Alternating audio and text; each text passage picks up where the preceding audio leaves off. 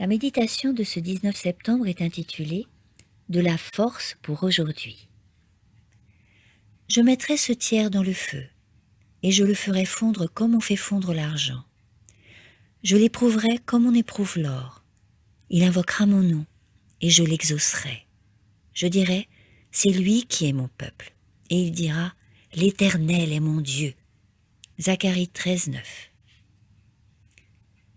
C'est par l'épreuve que l'Éternel vérifie la force de ses enfants. Le cœur est-il suffisamment fort pour supporter? La conscience dépouillée de toute offense?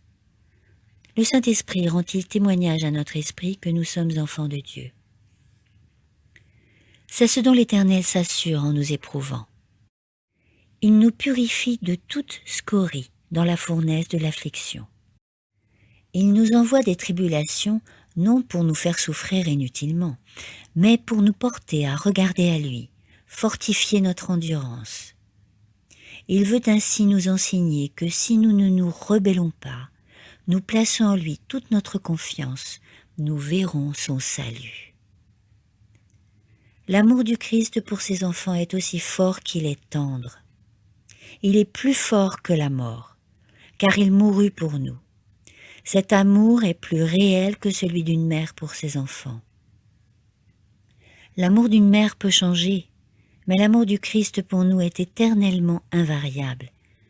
Je suis persuadé, dit Paul, que ni la mort, ni la vie, ni les anges, ni les dominations, ni le présent, ni l'avenir, ni les puissances, ni les êtres d'en haut, ni ceux d'en bas, ni aucune autre créature ne pourra nous séparer de l'amour de Dieu en Christ Jésus notre Seigneur. Romains 8, 38-39. Dans chaque épreuve, nous avons une forte consolation.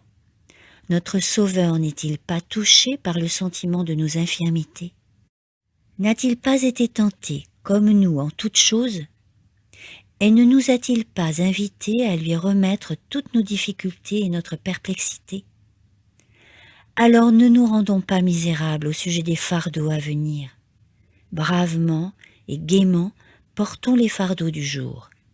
Ayons de la foi et de la confiance pour aujourd'hui. Mais il ne nous a pas demandé de vivre plus d'un jour à la fois. Celui qui est la source de notre force aujourd'hui le sera aussi demain. Rien ne blesse l'âme plus que les traits aiguisés du doute. Quand surviennent les épreuves, et elles viendront, ne nous inquiétons pas et ne murmurons pas. Le silence dans l'âme rend plus distincte la voix de Dieu. Il arrêta, calma la tempête, et les flots se turent. Ils se réjouirent de ce qu'ils s'étaient apaisés, et l'Éternel les conduisit au port désiré. Psaume 107, 29-30. Rappelons-nous que nous nous appuyons sur des bras éternels. Reste en silence devant le Seigneur, attends-le avec patience. Psaume 37, 7. Il nous conduit au port d'une expérience de grâce. Amen.